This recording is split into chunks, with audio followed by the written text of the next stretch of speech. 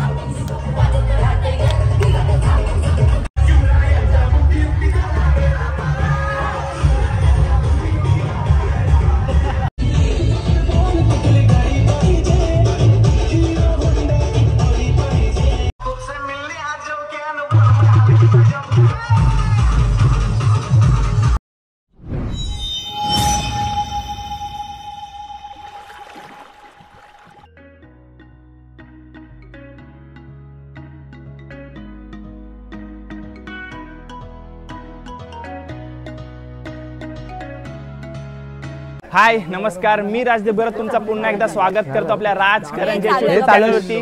मी आहे कुलाब्याला कोल्यांच्या माऊलीच्या आगमन सोहळ्यासाठी आलोय। आपल्याला इथे बोलवलं होता यंग समुद्री नवरात्री उत्सव मंडळाच्या अध्यक्ष साहेबांनी, हेमंत कोली साहेबांनी आणि माझे पाठीबगत्या सर्व मंडळ कार्यकर्ते आणि मित्र परिवार आहे। आणि त्यांना विचारूया आपल्या सर्व सोहळ्याबद्दल की आपण आपल्या देवी किती दिवस असते, आपली माऊली किती दिवस असते? 15 दिवस आपली माऊली असते आणि सर्व आपल्या मंडळाबद्दलची सर्व माहिती आपण दादाकडून घेणार आहोत। दादा नाव सांग। माझं नाव जयेश गावंडे आणि आमची कोल्यांची माऊली दरवर्षी कोजागिरी पौर्णिमेला हिचा विसर्जन असतो आणि हा सोहळा खूप मोठा असतो कुलाब्यामध्ये आणि ही देवी 16 दिवस असते आणि यंग समुद्री नवरात्र उत्सव मंडळ आज आमच्या कोल्यांच्या माऊलीचा सर्वात मोठा सोहळा आहे आणि त्याला तुम्ही बघू शकता। 15 दिवस हा सोहळा असतो। हां 15 दिवस। 15 दिवस आपण काय काय कार्य करतो? 15 दिवस आमच्याकडे लहान मुलांसाठी खेळ ठेवतात किंवा फॅन्सी ड्रेस असतात। फॅन्सी ड्रेस आमच्या कोल्यांच्या माऊलीला सर्व वगैरे होतच असते। हां म्हणजे रोज काही ना काही नवीन असतो, छोटे मोठे खेळ चालूच असतात। आणि आगमनासाठी खास टी शर्टचा ठाट आहे दादा समोर।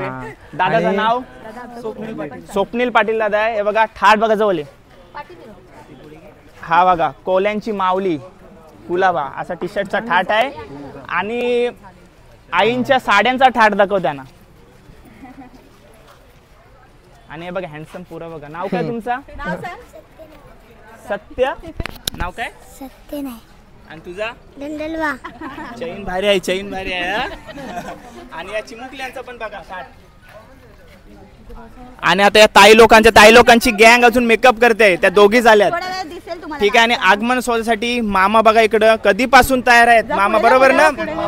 पूर्ण कोली लुक मध्ये। मामा नाव काय? गजानन कोली कोळी, गजानन धर्मा कोळी बघा फुल टाकाटक मध्ये कोली लुक मध्ये। थोड्याच वेळात आपला आगमन सोहळा सुरू होणार आहे, तर टाइमपास न करता आपण आगमन सोहळ्याला सुरुवात करूया आणि या व्लॉगला सुरू करूया। कोल्यांच्या माऊलीचा जय असो, एकविरा माते की जय, जय मल्हार, हे कोल उदे उदे उदे का। हे बघा घोरली खेळतायत।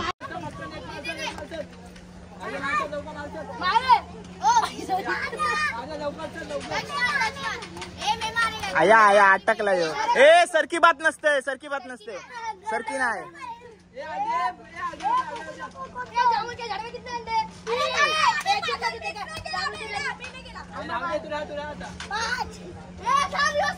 आरा पडलं पडलं पडलं। आता माझ्यासोबत आहे हिमाली ताई, जिने आज मला पूर्ण हा मार्केट आहे जिथनं आपले माऊलीचं आगमन सोहळा सुरू होणार आहे तो सर्व मार्केट फिरवलंय। मी लवकर चालू होतो आणि आगमनाला थोडा उशीर झाला, त्यामुळे ताईने सॉरी नाही तेव्हा ही सर्व मार्केट आपल्याला फिरवला। हा इकडचा कुलाबा मार्केट हा नॉर्मल, पण जेव्हा मी कुलाबा होलसेल मार्केट एक्सप्लोर करायला येईन नवरात्री नंतर तेव्हा ताई तुम्ही मला फिरवायचा नक्की ना?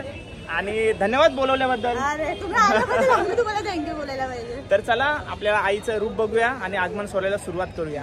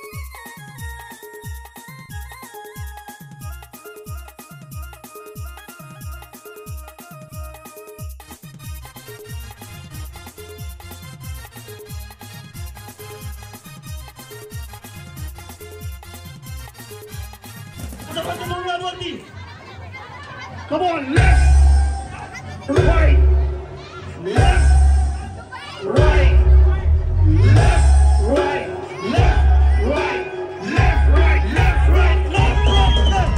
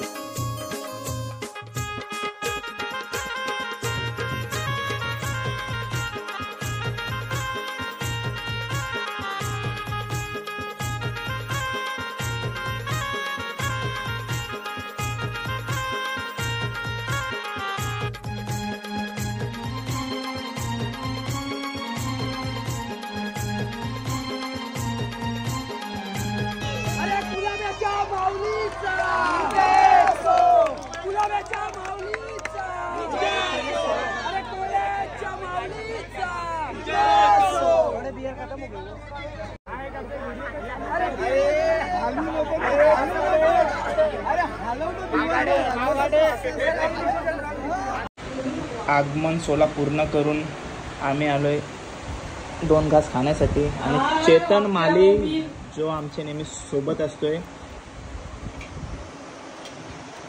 आणि आईने बघा बोंबील आणले आणि आई आपले सर्व व्हिडिओ बघते आई आणि आज जेवण पण मस्त झालंय आमचा चेतन माली बघा बोलायलाच नाही बघा फक्त घासावर घास खाते भूक लागले मस्त आहे ना ठीक इथं सर्व आता कोली परिवार आहे ज्याने आपल्याला बोलवलं होता सर्वात पहिले धन्यवाद हेमंत दादाचे ज्याने आपल्याला इथं बोलवलं होता आणि हिमालय ताईचे ठीक आहे सर्व फॅमिली बघा नाचून नाचून दमले त्यांना मी इथं उभी केलंय आणि 16 पूर्ण तुम्ही बघितलं असाल कसा जल्लोषात यापूर्वी मला तुम्ही का नाही बोलवलात हा इथं आज ताई एक ऍड झालेली आपल्यात आबांना काय बोलायचं आहे यंग समुद्री नवरात्र उत्सव मंडळाचे अध्यक्ष हेमंत गजानन कोली उर्फ मच्छिंद्र पद्मार कोली सेवक तर 16 एकदम भारी झाला एक नंबर जबरदस्त आणि मंडळाची पब्लिक आहे ना फुल राडा पण सगळं विसर्जन याचे डबल फुल मजा केली आणि सर्व सपोर्टिव्ह आहेत सर्वांना बघते ट्रॅफिक हँडल करायला अजून आपले जनरेटर वगैरे हँडल करायला वायरिंग हँडल करायला सर्व पब्लिक म्हणजे जे सदस्य आहेत मित्र परिवार आहे तुमचा खूप मोठा आहे असंच तुम्ही पुढे आता कितवा वर्ष आपल्या मंडळाचा 52 पुढच्या वर्षी 60 आहे असे 100 वर्ष आपल्या मंडळाचे होते मी येईन मी आता तुम्हाला दरवर्षी तुमचे आपले ते येणार आपले व्ह्युअर्स आहेत ना सर्व ते आपल्याला सबस्क्राईब करायला मागत नाही तर तुम्ही तरी सांगा सबस्क्राइब करा